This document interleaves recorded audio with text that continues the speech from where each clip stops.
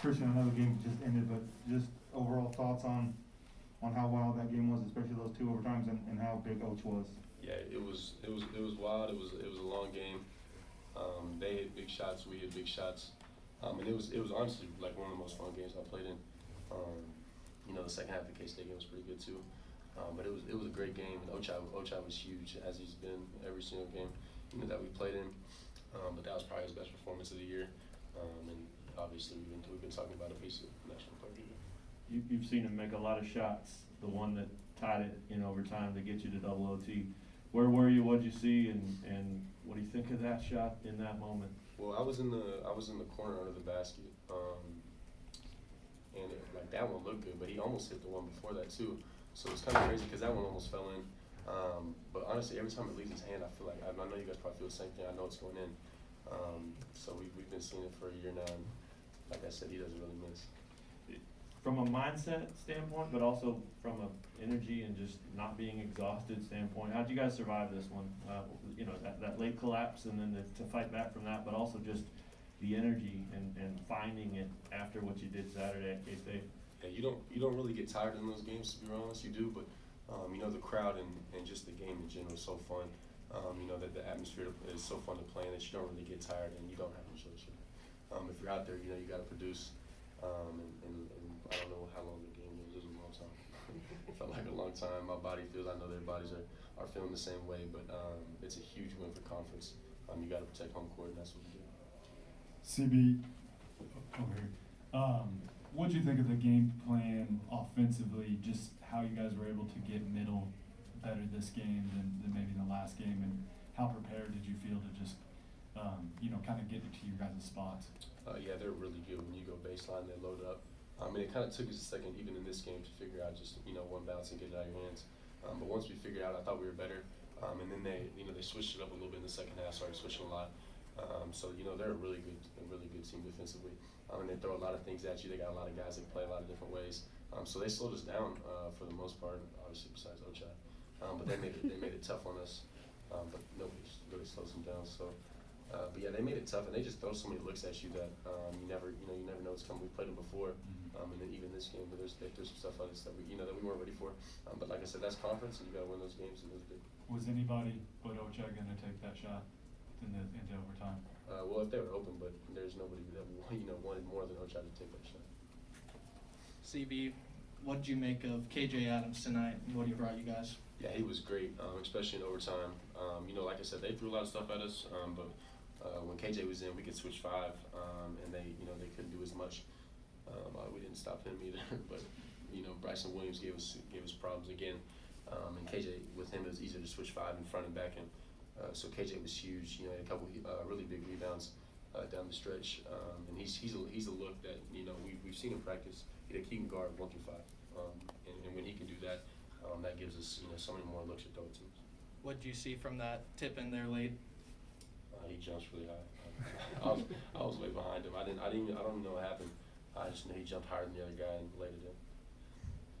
Hey Christian, late in double overtime, you guys are one, about 46 seconds left.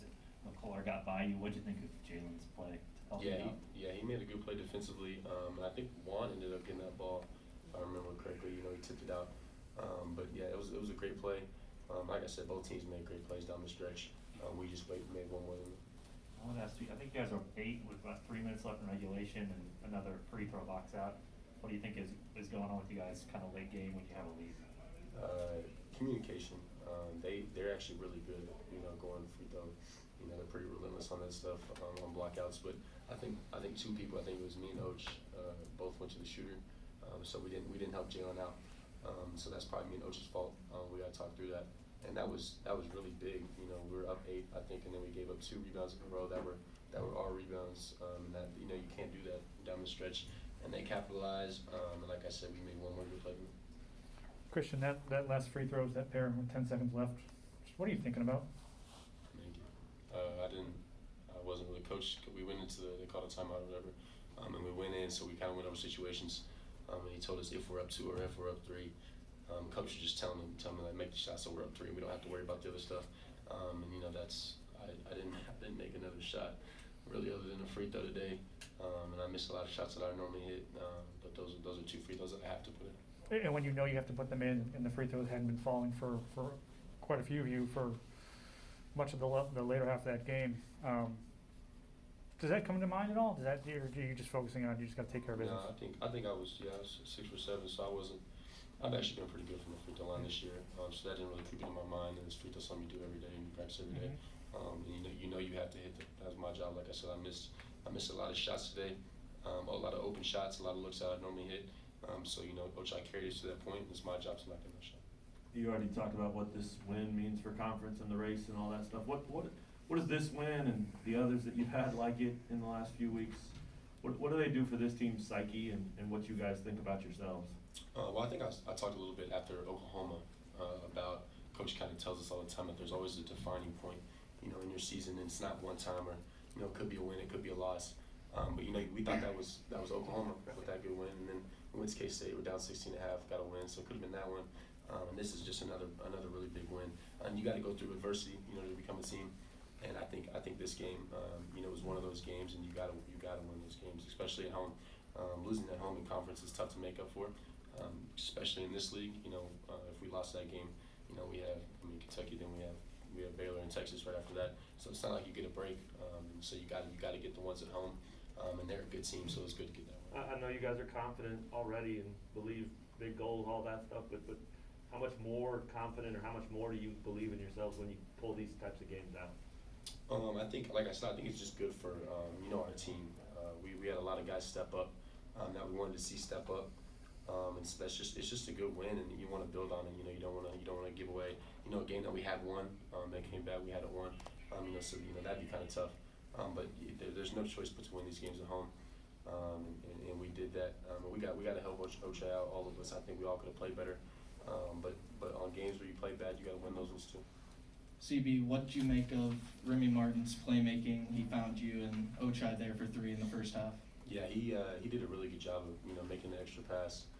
We actually tell him to shoot more, but he's super unselfish. He's like one of the most unselfish teammates I've ever played with. So he actually, the 1 3 I did make was from Remy.